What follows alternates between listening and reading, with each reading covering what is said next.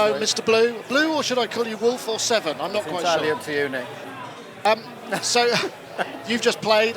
You came off. You were shaking your head. Does that mean was there a problem? What? Yeah, technical problem. I lost the mixer in the second rack. I don't know exactly what it is, but the mutant glue stopped responding. Just had no output from it whatsoever. So what was that? You lost your beats. Yeah, I lost all my percussion. I'm using. It's a real shame when you could hear the power of the kick drum and stuff at the beginning, but mutant bass drum's fantastic. It really adds a major amount of click up the top end. It's got the BD9 as well, which is like a 909. It's kind of like a 909 emulator, but with a little bit of added zest. So you've got the full 909. Yeah, they're quite big. They're quite big modules for single voices, aren't they? Yeah, there's quite a fair bit of CV on there. So yeah, they're really useful. Mutant machine's huge, but again, it's very powerful. I mean, you could kind of just gig with that on its own, really. If you got your CV, you got your modulation right. So yeah, I don't know what happened there. I'll have to have a look at that. But I've been using it for months and never had a problem.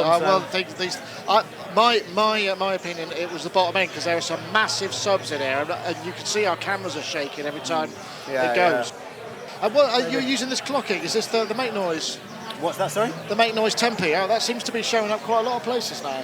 Yeah, it's like a clock divider, but you can divide on the fly, or you can set up different banks of multiplication and division, and then you can switch between them, and you can CV between them.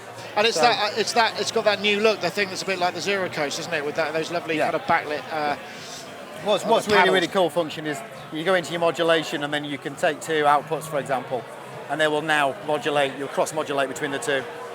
Wow! So you can actually modulate. You could take an output from, say, 6 channels. You take the six channel out back into the modulation in, then that 6 channel will drive the modulation process. Wow! How it modulates between its clock. So I'm pretty crazy about modulation, really. So on that side, and then on this side is the sequencing and the effects and the oscillators. Yeah. So this is a Stilson hammer, which I've had for a couple of weeks. I've been checking this out. All my friends are raving about it. It's really interesting. It's kind of got that Metropolis look to it, but it's 4 tracks of CV and gate that you can bust back in. So you've got these inputs as well. So you could, for example, put a sequence into number 4 and then bust that back in again, and then you can sort of feed that back in itself. Yeah, feed it back in. That sounds really interesting. So really useful. And of course the ubiquitous circadian rhythms. And then this circadian rhythms, which I'm driving all the beats from. So when you approach a set like this, I mean, obviously there's only a 15-minute set. Have you got kind of series of movements that you kind of move between, or do you have just a massive patch you bring things in and out of? I mean, what do you tend to... I mean, with that, there was just like 2 patterns, basically. And I'm crossing between them, but then I'm kind of inputting information live. Like, the idea I've always had is sort of like a skeleton approach. I found that if you try to build these, well, it might work for some people, but if you build these huge patterns that build up, you're never going to replicate it live. I think I kind of go more with that kind of, the same way as I play guitar in a band.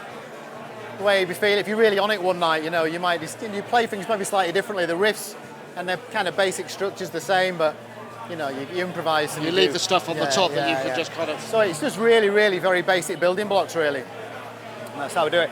But a lot of the sort of changes that you hear out front really come from modulation, from like opening up envelopes, and I'll take this like maths, which is really famous. Take its envelope out, and then I'll drive this envelope from this LFO. Yeah, I mean that seems to be. I mean, so you create a massive patch, and then you just bring up the levels of the different modulations There's a fair bit of that, and then the effect sends as well, which is this 4MS, which I was just really starting to bring in when it died, but. I don't know. 4MS. Dual looping delay. Dual delay, yeah. I've seen a lot of people using that recently. Yeah, it's proven really popular. A lot of people really, the echo phone, which the make noise, which was like the staple, a lot of people really kind of said, oh, well, when the 4MS comes out, we'll get rid of that. But I think they're very different. For kind of pitch manipulation within a delay cycle, that's just absolutely wonderful. For timed beats, That's one thing I was absolutely going to insane. ask, because I mean, obviously you've got a lot of sources there, and this seems to be and you haven't got a mixer like a traditional mixer. You're not I'm doing, using the dub mix. right? Is that's the This works like, because that's what I work as a mix engineer, so this is 4 channels, and the basic module comes with 1 aux send on So each are channel. you using mutes and solos and stuff on that to kind of? So yeah, you've got your mutes, then you've got your effects sends, but then you've got the expanders, so basically run these like as VCAs. So with these channels that were turned down, but I'm driving these levels, basically modulating these levels Right. from here, yeah. It's interesting that, I mean, everybody seems to handle mixing in a different way on modular stuff, but there still seems to be that holy grail of the perfect mix setup and for creative work, because it takes a lot of rack space, and also you've got loads of leads. And I've been having that exact thought this week. Is it worth just bringing a mixer out and having more room in that case? Because you've got the EQ then. You need is a mixer in the lid of one of the other cases. Even like a little Yamaha LS9, something like that. That'd be perfect. Something like that would be absolutely great. Give you some effects. But it's another case to carry, so but give you unprecedented levels of EQ for a performer. Yeah, well, it's also about the real-time effect sends and returns and mutes and all that stuff. It's kind of, it takes a lot of coordination to do it in the rack, isn't it? Yeah. Thank you very much, sir. An absolute pleasure. Thank you very much. Take I'll care. shake your hand, but you're holding the camera. Oh, before we go, where can people find your stuff? Just do a search, BLUEWolfSe7. You'll find it. BLUEWolf7. It's not a V. It's a number 7. BLUEWolf7. Right. It's on SoundCloud. It's on YouTube. Excellent. Thank you very much. Thank you. Cheers, Mum.